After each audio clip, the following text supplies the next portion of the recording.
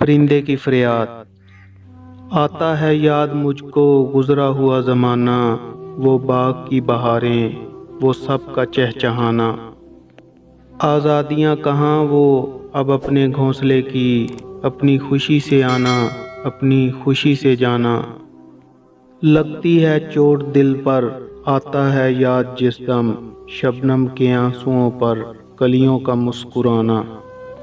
वो प्यारी प्यारी सूरत, वो कामनी सी मूरत, आबाद जिसके दम से था मेरा आशियाना।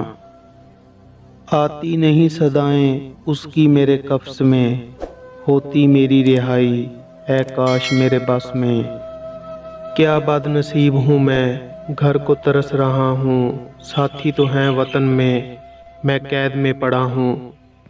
आई बहार कलियां फूलों की हंस रही हैं, मैं इस अंधेरे घर में किस्मत को रो रहा हूँ। इस कैद का इलाही दुखड़ा किसे सुनाऊं, डर है यहीं कफस में मैं गम से मर न जाऊं। जब से चमन छूटा है ये हाल हो गया है, दिल गम को खा रहा है, गम दिल को खा रहा है। गाना उसे समझकर खुश हो न सुनने वाले, दुखे हुए दिलों की फरियाद ये सदा है। आज़ाद मुझको कर दे ओ कैद करने वाले, मैं बेजुबां हूँ कैदी तू छोड़ कर दुआ ले।